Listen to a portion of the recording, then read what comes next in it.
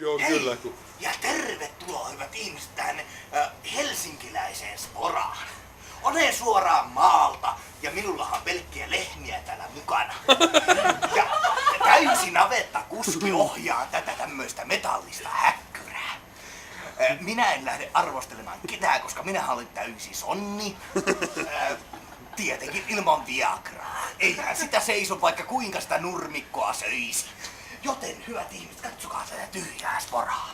Mihin on Helsinki tällä suuntaan, joten tästä ei ole hyötyä yhtään kenellekään. Yksisuuntainen putkimetallikameli liikkuu täällä Helsingin yksilöllisillä kaduilla. Okei, onhan tälle kapistukselle suotu omat oikeudet. Se saa tulla sisään yhdestä reiästä, yhtä kiskoa pitkin ja täysin yksinään. Mutta se, että kun tulee yksinään, niin onko siitä hyötyä tälle kuskillekaan tai tälle matkustajille? Nämä matkustajat maksavat tänä päivänä 2,20 €, jopa pelkästään puolen minuutin kyydistä. Se on minun mielestäni väärin se. Mutta toisaalta verojahan siitä on yli puolet. Joten verotetaan tätäkin hyötypalvelua, jolloin jokainen saa vähän, ehkä liian vähän, mutta verottaja hyötyy sentään jotain.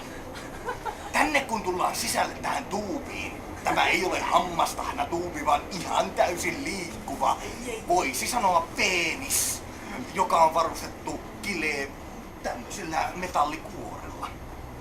No kun tänne tulet sisään, niin maksat sisäänpääsymaksuja 2,20. Eikä täällä edes pyöri diskovalot tai mikäänlainen musiikki, koska sehän vaatisi tekijäoikeusmaksut. Joten täällä me olemme, katselemme kun porukkaa tulee sisään ja ulos, nauttimatta siitä hetkeäkään. Näin tässä tulee taas ihmisiä, jotka menevät yksin istumaan yksin omille paikoille.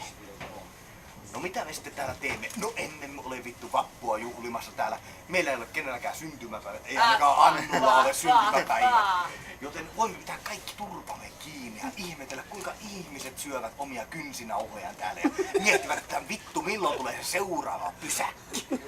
No, sitten kun mennään tosta Hörkänmutkan takaa, niin eihän silloin tule seuraavaa pysäkkiä välttämättä, mutta pääasia, että ollaan me maksaneet 2,20 tästäkin matkasta. Tämä on vähän kuin kävisi muukalaislegioonassa tuolla päivän tasaajalla Afrikassa. Tämähän on samanlainen matka, verrastettava